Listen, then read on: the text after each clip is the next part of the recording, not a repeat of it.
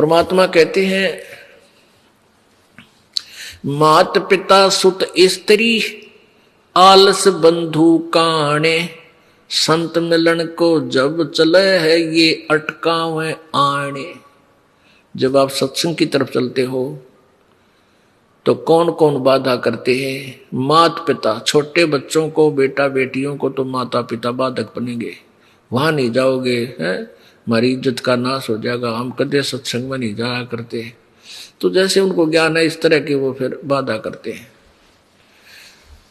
और जो बूढ़े हो गए, वृद्ध हैं, उनके बेटे आंट लावेंगे सुत, और जो कोई भगत है उनके उसकी पत्नी आंट लावेगी पक्का। अब तो खैर समझदार बेटी होगी, नहीं पहले न्यू कहा करती तो बोलो जा बाब्या तो बाबा बनेगा, और वह खड़दू तार देती है तो बाबा बनेगा, घर छोड़ कर जाकर शाका तार दिया करती है। अब नहीं करती ऐसी, अब साथ आती है बेटियां पर, क्योंकि ये मार्ग जो है घर छोड़ने का कोई ना, भक्ति प्राप्ति का जो मार्ग है ये केवल घर छोड़ने तो नहीं मिला है। भक्ति करो, घर पर रहो चाहे बाहर रहो, भक्ति करे पीछा छूटेगा। तो ऐसे मीराबाई जी जैसे कहा ना, माता पिता सुत स्त्री और आलस बंधु कान।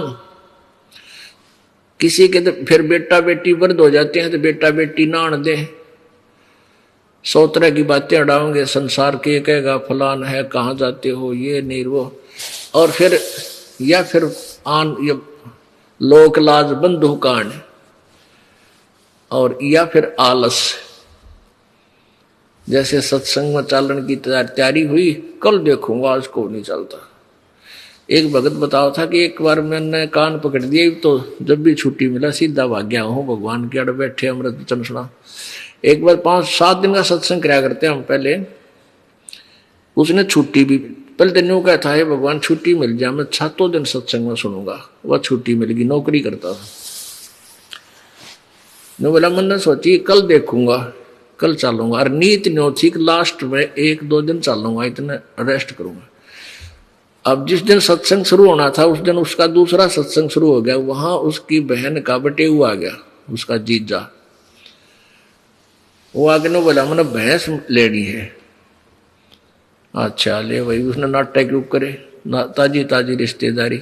पहले तो उस गांव में दिखाई भैंस, नहीं समझ में आई। फिर दूसरे किसी ने बताई कि वहाँ और गांव है 20 किलोमीटर, वहां गए फदर फदर की तो पैदल को वहां बसा बैठे।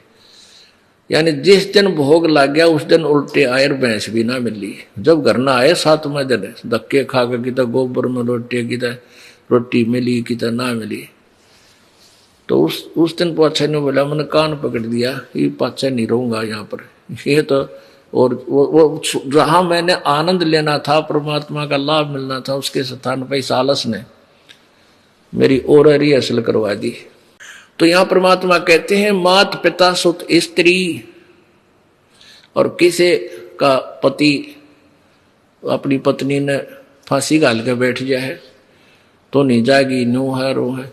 तो कहने का भाव है ये काल के ही अड़चने हैं, और ये काल की अड़चन इसलिए है कि यो भक्ति ना करे, संतों के पास ना जावे, और यूं यही मर खप के और गधा कुत्ता बन के धक्के खानता रहे।